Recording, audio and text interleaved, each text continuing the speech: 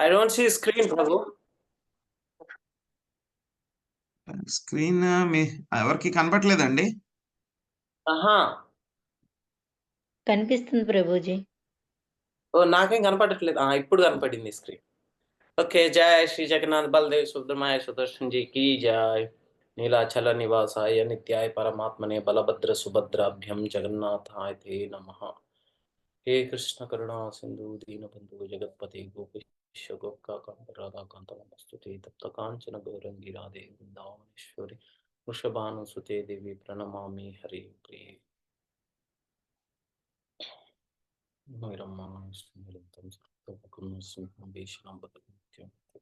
Next screen.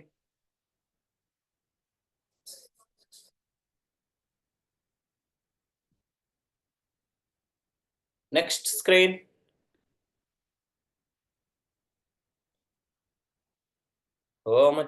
Okay. ఈరోజు మనం 18వ అధ్యాయము ఉపసంహారము సన్యాసము యొక్క పరిపూర్ణత్వము. రైట్ ప్రభు. శ్లోకం వచ్చేసి 4-5.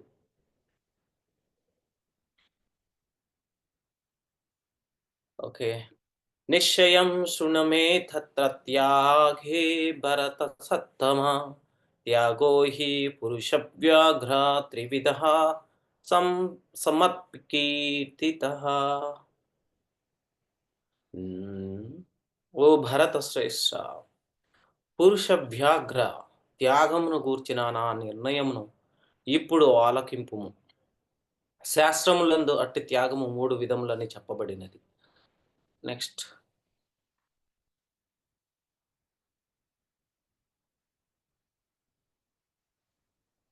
యజ్ఞదాన తపకర్మ నాత్యాజ్యం కార్యమేవ తత్ యజ్ఞోదానం తపస్సైవ పావనాని మనీషినాం. అనువాదం: యజ్ఞము దానము తపస్సు అనిడి కర్మలను ఎన్నడూను త్యజింపరాదు, వానిని తప్పక ఆచరింపవలెను. వాస్తవమునకు యజ్ఞములు దానములు తపములు మహాత్ములను కూడా పవిత్రమునర్చును.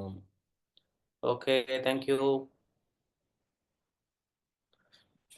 జై శ్రీల ప్రభుపాద్ కి. సో మనకి ఇక్కడ చాలా ఈ రెండు యాక్చువల్గా ఈ 7వ శ్లోకం వరకు కూడా మనకి ఈ సన్యాసం గురించి అంటే వివరించడం జరిగింది. ఇక్కడ త్యాగం అంటే యాక్చువల్గా ఏం చెప్తున్నా అంటే మనకి సన్యాసించటం అంటే త్యాగం చేయటం. సో అనేక మనకి భిన్న అభిప్రాయ భేదాలు ఉన్నను దేవాదేవుడు మనకి కృష్ణుడు ఏ విధంగా సూచించాడో దానిని మనం పాటించినచో ఎటువంటి తారతమ్యాలు గాని, భేదాలు గాని ఉండవనమాట.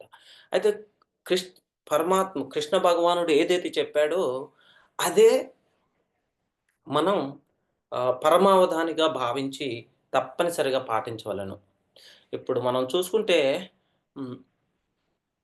సత్యమును పరిశీలించినచో వేదములన్నీ భగవానునిచే స్వయంగా ఏర్పరచబడినవి వివిధ నియమములే. ఇక్కడ భగవానుడే స్వయంగా ప్రత్యక్షమై ఉన్నాడు. అతని పలుకులను తుది నిర్ణయంగా గ్రహింపవలెను. ఏ భౌతిక ప్రకృతి గుణమునందు నిర్వహింపబడే నాడి విషయమును అనుసరించి త్యాగమును గుర్తింపవలని భగవానుడు తెలుపుచున్నాడు. మనం చూస్తే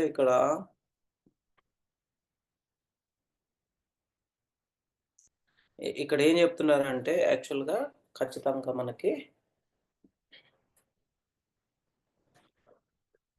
ఇక్కడ త్యాగాలు 3 రకాలు ఉన్నాయి. ఒకటి ఏంటంటే సత్వగుణంలో, ఇంకోటి రజోగుణంలో, మూడోది తమో గుణంలో. అయితే ఎప్పుడైతే మనకి ఇది వచ్చేసి 7వ శ్లోకం వరకు ఈ మూడిటి గురించి అంటే దీనికి సంబంధించి వివరించడం జరిగింది. అయితే మనకి ఈ త్యాగాన్ని ఇక్కడ మనకి తమో గుణంలో వివరించడం జరిగింది. ఈ శ్లోకంలో తమో గుణంలో నుంచి మనకి ఇక రజోగుణం నుంచి సత్యగుణంలో త్యాగాలు ఏ విధంగా ఉంటాయని చెప్పేసి చెప్పడం జరిగిందనమాట. అయితే మనకి ఈ త్యాగ గుణంలో సన్యాసి ఏ విధంగా త్యజిస్తాడు అని చెప్పేసి వివరించటం జరిగింది. ఇక సత్వగుణంలో కూడా ఏ విధంగా, రజోగుణంలో ఏ విధంగా. మనకి యాక్చువల్‌గా మనస్సు నియంత్రణనేది ఇంద్రియాల నియంత్రణ, సహనం మరియు తదితర హ్మ్. గుణాల యొక్క ఆహ్, ఆధారంగా ఉంటాయన్నమాట. అయితే ఈ యొక్క రూపాలు మన ఇష్టాలు గాని, మనం ప్రయత్నించేయి, మనం అభిమానించటం మరియు తదితర హ్మ్. తదితరాలన్నీ కూడా రజోగుణం యొక్క ఆహ్, అవదానిగా మనం అంటే భావించవచ్చు. అయితే మనకి కోపం గాని, దుష్టత మరియు ఇవన్నీ అంటే ఇక్కడ కోపం ఇప్పుడు మనకేదన్నా త్యజించాలనుకో, మనం ఒక్కోసారి ఏం చేస్తామంటే, స్వతహాగా మంచి మనసుతో త్యజించటం అది సత్వగుణంలో వచ్చేదనమాట. అది ముందు మాట్లాడొచ్చు మనం. అయితే ఒక్కోసారి కొంతమంది మనుషులేం జేస్తారంటే, కోపంతో గూడా త్యజిస్తారు. ఎందుకంటే, నాకు అనుకున్న టైంకి నాకు రాలేదు. నాకు వద్దు దాని మీద. అదెందుకంటే ఈగో నుంచి వచ్చేదనమాట అది. అహంభావంతో, అహంకారంతో వచ్చేవి. అదే కోపం, దుస్సత మరియు మాయ అనే వాటి రూపాలు అవి తమోగుణం యొక్క హ్మ్. అవధానిక అంటే ఆధారాలుగా ఉన్న రూపాలు.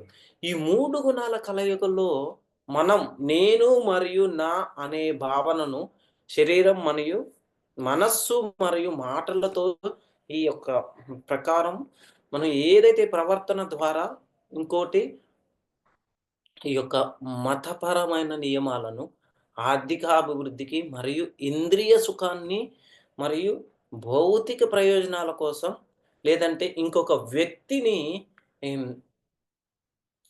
ఓకే. నాకిది కర్తవ్యంగా, ఇది నా బాధ్యత అని ఏ విధంగా మనం అనుసరించి చూస్తామో, ఇటువంటి గుణంలో ఉన్నటువంటి వ్యక్తి లేదంటే లాభం లేని భా అంటే భక్తి భావంతో కూడుకున్నది కాకుండా పరమేశ్వరుని పూజిస్తారనమాట.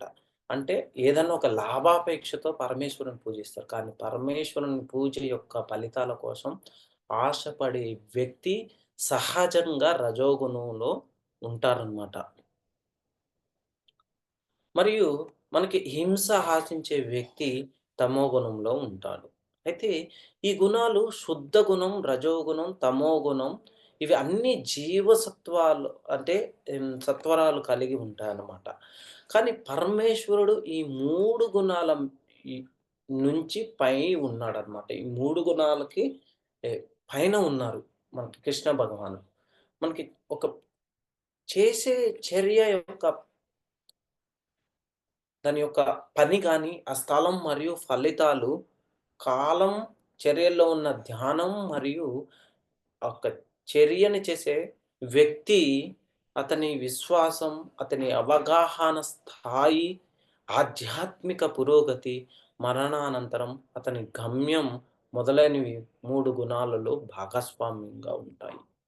మరియు వివిధ రీతుల్లో వివక్షలను, స్థాయిలను ప్రదర్శిస్తాయి. కానీ పరమేశ్వరుని సంబంధించిన వస్తువులు, ఆయనతో అనుసంధానమైన స్థలాలు, ఆమ ఆయనపై ఆధారపడి ఉన్న సుఖం మరియు ఆయనతో పూజలు చేయటం ద్వారా ఆహ్, మనం గడిపే సమయం, ఆయనకు సంబంధించిన ఉన్న ధ్యానం మనకు ఏ విధంగా మనం దాన్ని ఉపయోగిస్తున్నామో, అదే మరి ఆయనకి సమర్పించేవి ఏవైనా కానీ, ఆయన ఆధీనంలో పనిచేసే ఎవరైనా భక్తులు, శుద్ధ భక్తులు, ఒక వ్యక్తి ఆయన ఆధీనంలో ఉంటే కానీ, ఆయన భక్తి సేవలో ఉన్న విశ్వాసం, ఆధ్యాత్మిక ప్రాంతంలో పురోగతి మరియు పరమేశ్వరుని వ్యక్తిగత భావస్థల గమ్యం అంటే, అన్ని భౌతిక గుణాలన్నిటికి మించి ఉంటాయన్నమాట. భౌతిక స్థితిలో ఆత్మకు అనేక వివిధ గమ్యాలు మరియు జీవన స్థితులు ఉంటాయి. ఇవి అన్నీ ప్రకృతి గుణాలపై మరియు వాటి యొక్క మనం చేసే కార్యం అంటే ఒక పని మీద ఆధారపడి ఉంటాయి. ఇవి గుణాల ద్వారా నియంత్రింపబడతాయి. అయితే ఒక వ్యక్తి ఎప్పుడైతే ఆహ్, ఈ యొక్క తమోగుణంలో ఉంటాడో, ఆ తమోగుణంలో ఉన్నవి అన్నీ కూడా ఏమవుతుందంటే, మనం చేసే అన్ని గుణాలకి లోబడి ఉంటాయన్నమాట. కానీ సత్వగుణంలో ఉన్న వ్యక్తి చేసేటువంటి లక్షణాలు ఈ యొక్క గుణాల మీద ఆధారపడి ఉండవు. అయితే ఇక్కడ మనకి మన కృష్ణ పరమాత్ముడు ఏం చెప్తున్నాడంటే, సహాయ భక్తి యోగాన్ని పాటించటం ద్వారా మాత్రమే మనస్సు నుంచి ఉత్పన్నమైన ఈ 3 గుణాలను అధిగమించవచ్చు. ఒకరు మానవ శరీరాన్ని పొందిన తరువాత, ఇది జ్ఞానం మరియు తత్వాన్ని అభివృద్ధి చేయడానికి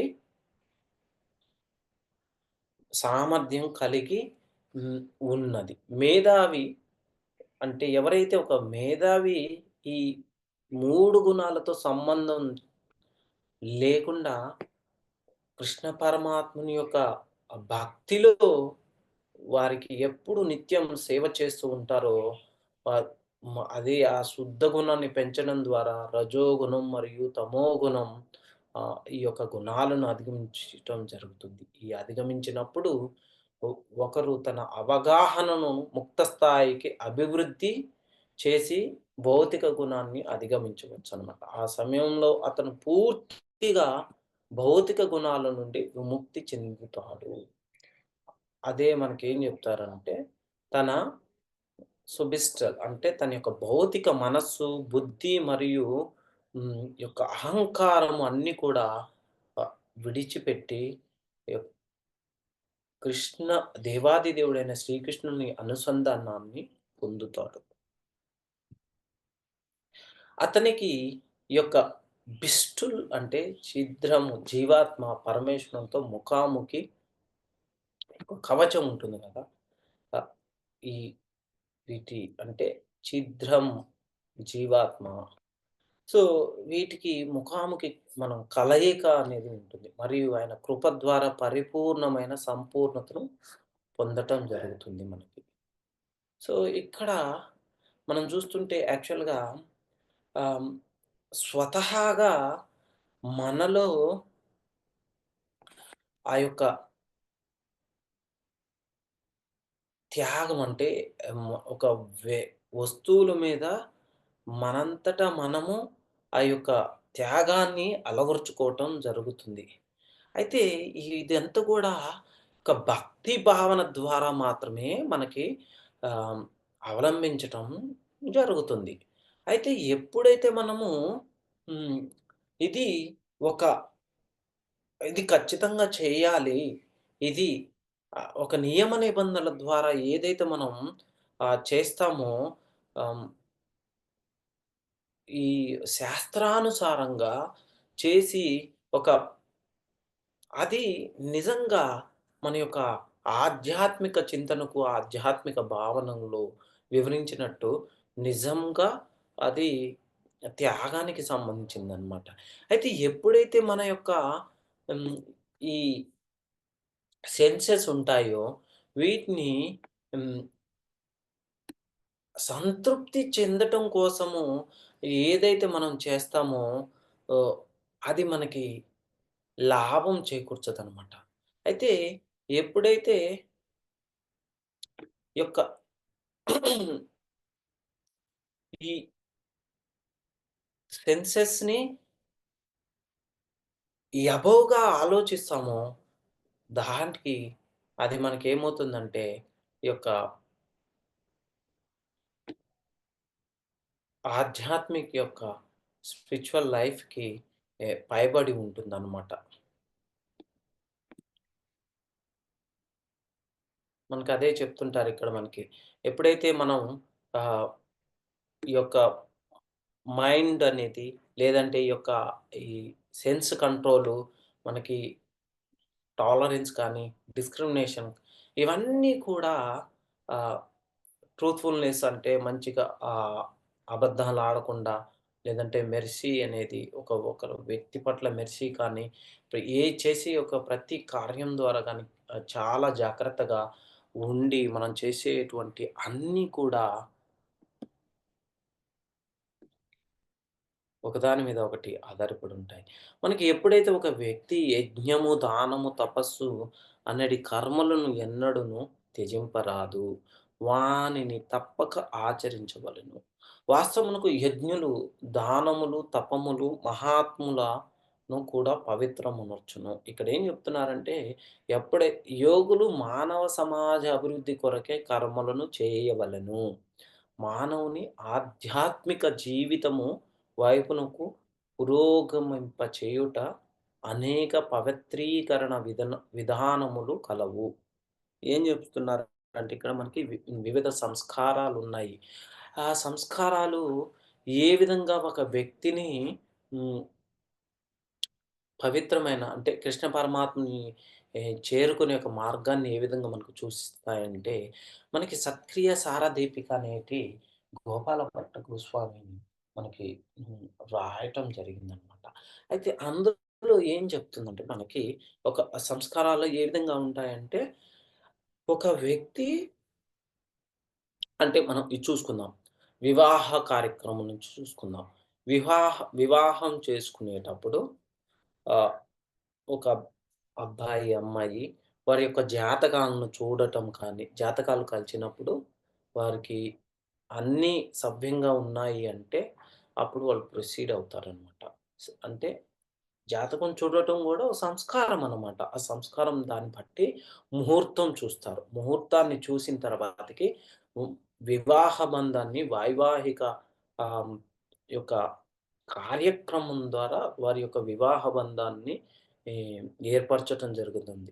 ఆ వివాహ బంధం ఏర్పరచటం ద్వారా మరియు ఏం జరుగుతుందంటే, ఆ వివాహంలో కొన్ని కా ఆహ్, హ్మ్, ఆహ్ ఈ సంస్కారాలుంటాయి. వివిధ రకమైన సంస్కారాలు అవి పాటిస్తారు. అంటే అగ్ని సాక్షిగా ఆహ్, హ్మ్, వారు ఇద్దరు గూడా ఒక్కటవ్వటం జరుగుతుంది. దాని తర్వాతకి మరి వివిధ సంస్కారాలుంటాయి. ఏందంటే పిల్లల కోసం గర్భధారణ సంస్కారం ఉంటుంది. దానికోసం గూడా చాలా నియమ నిబంధనలున్నాయి. ఆ నియమ నిబంధనలు పాటిస్తూ గర్భధారణ సంస్కారం ఎందుకు ఈ సంస్కారాలన్నీ చేస్తారు అంటే, మనం ఆహ్, ఎప్పుడైతే ఒక ఇద్దరు వ్యక్తులు వివాహ బంధం ద్వారా ఒక్కటే అవుతారో, ఈ గర్భధారణ సంస్కారం ద్వారా ఆహ్, ఒక నియమ నిబంధనలు పాటించడం ఎందుకనంటే ఆహ్, ఏ రోజు అంటే అమావాస్య గాని, పౌర్ణమి గాని, చతుర్దశి కానీ, ఇంకా ఏకాదశి కానీ, ఆహ్, నవమి కానీ, ఇవన్నీ ఇంకోటి ఈ మంగళవారం కానీ, లేదంటే శనివారం ఈ ఈ వారాలు సరైన ఆహ్, వారములు కాదనమాట. ఇవి కొన్ని కొన్ని కార్యములకు మంచివి కాదనమాట. పిల్లలు కనాలి అంటే ఇవి మంచివి కాదనమాట. ఎందుకనంటే మనం ఎప్పుడైతే ఒక ఇద్దరు వ్యక్తులు ఒక సంస్కారం ద్వారా ఒకటై ఒక మూడవ వ్యక్తిని వారి యొక్క కుటుంబంలో ఆహ్వానిస్తున్నారో, అది ఏం జరుగుతుందంటే, మనం సాక్షాత్తు హ్మ్, అదే మనం తపస్సు చేసి మంచిగా ఈ యొక్క కృష్ణ భావనామృతాన్ని ఇంకా పెంపొందింప చేసుకొని, కృష్ణుడిని వేడుకుంటాము.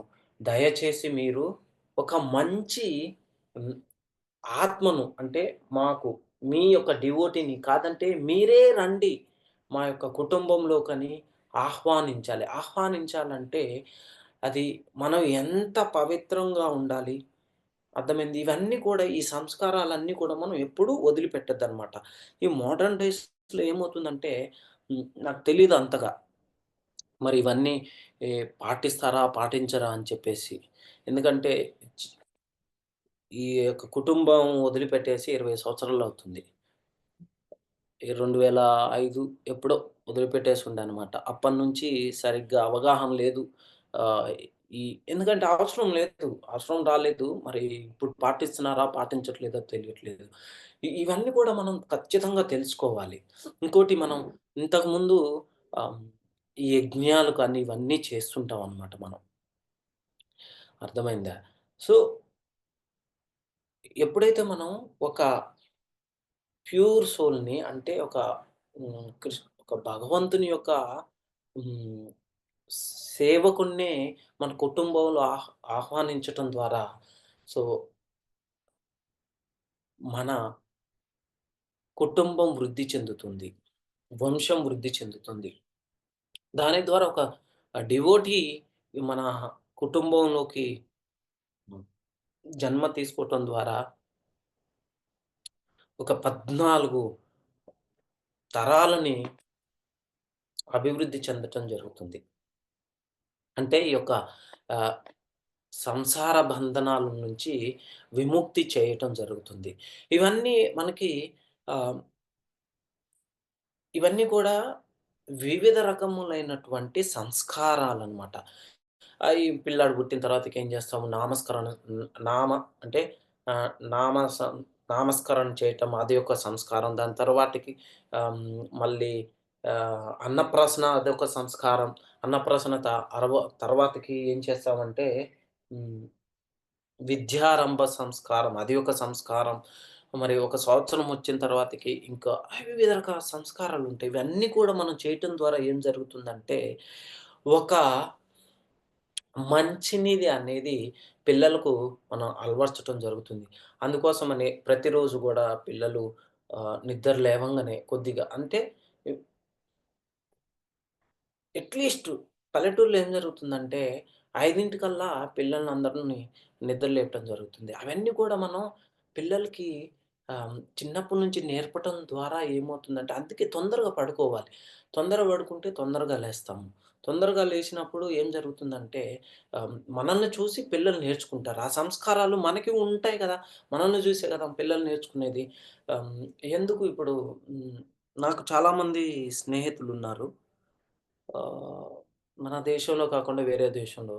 ఇప్పుడు వాళ్ళందరూ ఏం చేశారంటే, చిన్న పిల్లలు మాయాపూర్‌లో సెటిల్ అవుతున్నారు అందరూ. ఎందుకంటే అక్కడ సంస్కృతి సరిగ్గా లేదు అని జెప్పేసి. పిల్లలు ఇప్పుడు వాళ్ళు ఇప్పుడు 11, 12 సంవత్సరాలున్నారు. కొంతమంది 8 సంవత్సరాలున్నారు. వాళ్ళు చక్కగా మృదంగం వాజిస్తారు. హార్మోనియం అన్నీ గూడా కీర్తనలు లీడ్ చేస్తున్నారు అన్ని చోట్ల.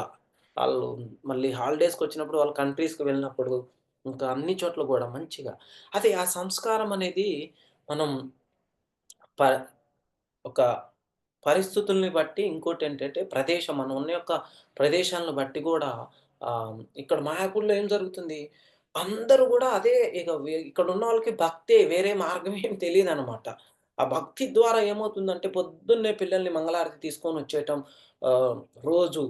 ఆ రోజు తీసుకొనొచ్చేసి కీర్తన్ ఇంక వాడికి మృదంగం చూసేసరికల్లా మంచిగా చాలా వినసొంపుగా వస్తుంది సౌండు. చూడటం ద్వారా ఏమవుతుందంటే వినటం ద్వారా వాడికి కూడా మృదంగం కొనిస్తే చిన్నంగా నేర్చుకోవటం. అవన్నీ నేర్చుకోవటం ద్వారా ఆహ్, ఆటోమేటిక్‌గా ఆ యొక్క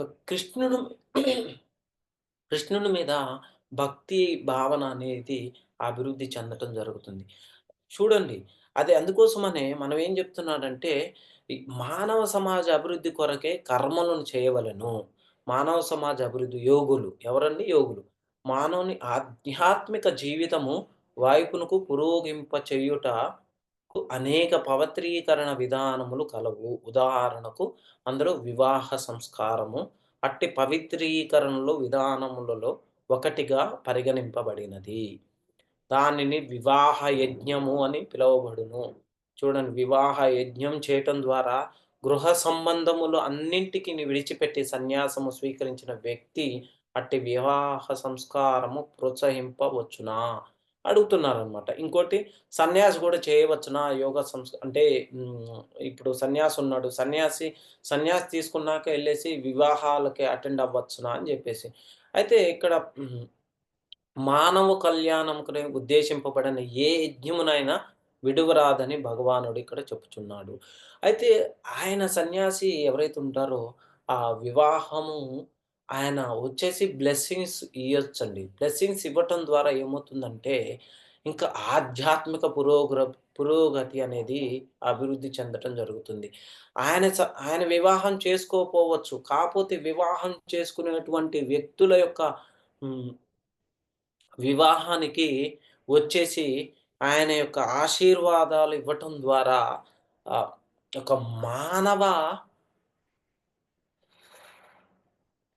వివాహం అనేది ఈ ఆధ్యాత్మికకు పురోగతి అనేది ఒక మెట్టు అని జెప్పేసి చెప్తున్నారు. మానవ మనస్సును నియంత్రించుటకు ఉద్దేశింపబడినది. దానితో తన మనస్సు ఆధ్యాత్మిక అభివృద్ధికి కావలసిన శాంతిని పొందును. కనుక దాదాపు చాలామందికి వివాహ యజ్ఞము ప్రోత్సాహనీయమైనది. సన్యాసాశ్రమం నందున్న వారు కూడా ఈ వివాహ యజ్ఞమును ప్రోత్సహింపవచ్చును. సన్యాసులు స్త్రీలతో సంపర్కంను కలిగి ఉండరాదు. అది ఖచ్చితంగా. కానీ సన్యాసాశ్రమునకు కిందనున్న ఆశ్రమము వారు కూడా వివాహము చేసుకొనరాదని భావము కాదు. సామాన్య జీవిత స్థితి యందున్నట్టి యువకుడు వివాహ పద్ధతి ద్వారా భార్యను స్వీకరించవచ్చును. నిర్దిష్టములైన యజ్ఞములన్నీయును పరమపురుషుని పొందుట కొరకే ఉద్దేశింపబడినవి. కనుకనే ఆరంభ స్థితియల యందు వానిని విడువరాదు. అట్లే దానము హృదయము పవిత్రీకరణమైన పేర్కొనబడినది. ఇదివరకే తెలిపినట్లు దానము పాత్రుడైన వానికి అందించినచో అది మానవుని పరిపూర్ణమైన ఆధ్యాత్మిక జీవనము వైపునకు నడిపించగలదు. మీకొక ఎగ్జాంపుల్ చెప్తున్నాను. ఇక్కడ హ్మ్. అన్ని యజ్ఞాల కన్నా గూడా ఈ యొక్క హరినామ సంకీర్తన యజ్ఞం అని కలియుగంలో చాలా పవిత్రమైనదనమాట. ఆహ్, మనం ఇప్పుడు ఒక సన్యాసి హ్మ్. నార్మల్‌గా ఏం చూస్తుంటాం మనం ఏదన్నా ఫ్యాక్టరీలు అవి ఓపెన్ చేయటం కోసం నాకు బాగా గుర్తు 96లోనే ఏమో ఒకసారి అక్కడ బాయిల్డ్ మిల్ ఓపెన్ చేసేటప్పుడు ఖమ్మంలో సో, చిన్నజీయర్ స్వామిని ఆహ్వానించటం జరిగిందనమాట. ఆ కార్యక్రమాన్ని నేను గూడా అటెండ్ అయ్యాననమాట. అయితే ఆహ్, బాయిల్డ్ మిల్ తెలుసు కదండీ మనకి. సో, ఆ కార్యక్రమానికి అటెండ్ అయినప్పుడు ఆయనొచ్చారు. ఆయనొచ్చేసి ఆయనే యజ్ఞం చేశారనమాట. సో, అదే సన్యాసి వచ్చేసి యజ్ఞం చేయటం ద్వారా చాలా సుప్రియ ఫార్వర్డ్ తెలుసండి మీకు? ఖమ్మంలో? ఖమ్మం వాళ్ళు ఎవరైనా ఉంటే. సో, ఆయన అక్కడుండేసి యజ్ఞం చేయటం ఒక 6 గంటలు. ఆ యొక్క సన్యాసి యొక్క అసోసియేషన్ వారి యొక్క సంఘం ద్వారా ఏమవుతుందంటే, మనకి పవిత్రత అనేది లభిస్తుంది. ఆయన వచ్చిన వాళ్ళందరినీ కూడా ఆశీర్వాదం ఇవ్వటం. మనకేం జరుగుతుందంటే హ్మ్, 1972లో ఆంధ్రప్రదేశ్‌లో కరువు కాటకాలొచ్చాయన్నమాట. అసలు వర్షాలే లేవు. వర్షాలు లేని పక్షంలో ఏం జరిగిందంటే, తిరుపతిలో వాళ్ళు చాలా యజ్ఞకుండాలు పెట్టారనమాట వర్షం కోసం. అయినా కానీ వాళ్ళేం జేశారంటే, పొగనే ఉత్పత్తి చేయటం జరిగింది గానీ, వర్షాలని వాళ్ళు. అప్పుడు ప్రభుపాదులు వారిని హైదరాబాద్‌కి ఆహ్వానించడం ద్వారా ప్రభుపాదులు వారు ఏం జేశారంటే అబీడ్స్ నుంచి మనకి అఫ్జల్‌గంజు వెల్ అక్కడి వరకు హరినామ సంకీర్తన యజ్ఞం చేస్తూ వెళ్తూ ఉన్నారిగ. అలా వెళ్ళిపోదామని జెప్పేసి. అక్కడికొచ్చే సరికల్లా వాన స్టార్ట్ అయింది. ఆ వాన వచ్చే 3 రోజుల వరకు ఆగకుండా, ఎడతెరిపి లేకుండా కుండపోత వాన కురుస్తూ ఉన్నదన్నమాట. సో, అప్పుడు న్యూస్ పేపర్‌లలో అందరిలో కూడా ఈ హరే కృష్ణ స్వామి శ్రీల ప్రభుపాదులు వారు, కృష్ణ కృపామూర్తి శ్రీల ప్రభుపాదులు వారు ఈ హరినామ సంకీర్తన ద్వారా ఈ మనకి వరుణుని ఆహ్వానించటం జరిగిందని జెప్పేసి పెద్ద న్యూస్ అన్నమాట. సో, అదే ఒక ఏదైనా ఒక సన్యాసి లోక కళ్యాణం కొరకు చేసేటువంటి యజ్ఞాలు ఏవైనా కానీ వాటికి అర్థం అనేది, పరమార్థం అనేది ఉంటుంది. అది కృష్ణునికి తృప్తిని ఇస్తుందన్నమాట. సో, మనం ఆధ్యాత్మిక అభివృద్ధికి ఉపయోగటం ఉపయోగపడటం జరుగుతుంది. సో, అర్థం చేసుకోవాలి. హరే కృష్ణ, హరే కృష్ణ, కృష్ణ కృష్ణ హరే హరే, హరే హరే రామ, రామ రామ హరే హరే. మనం ఎప్పుడైతే ఒక యజ్ఞములన్నీయు పరమ పురుషుని పొందుట కొరకై ఉద్దేశింపబడినవో, వాటి అన్నిటిని ద్వారా ఏమవుతుందంటే, హ్మ్, మనం ఒక జీవిత యొక్క లక్ష్యాన్ని చేరుకోవటం జరుగుతుంది. ఓకే. రైట్. వాంఛా కల్పతరుభ్యశ్చ కృపా సింధుభ్య ఏవ చ పతితానం పావనేభ్యో వైష్ణవేభ్యో నమో నమః. అనంతకోటి వైష్ణవ బృందకి శ్రీల ప్రభుపాదికి రైట్. హరే కృష్ణ ప్రభుజీ దండవత్ ప్రణామాలు. హరే కృష్ణ. హరే కృష్ణ ప్రభుజీ దండవత్ ప్రణామాలు. దండావత్ ప్రణాళాలు అండి మీ అందరికి కూడా.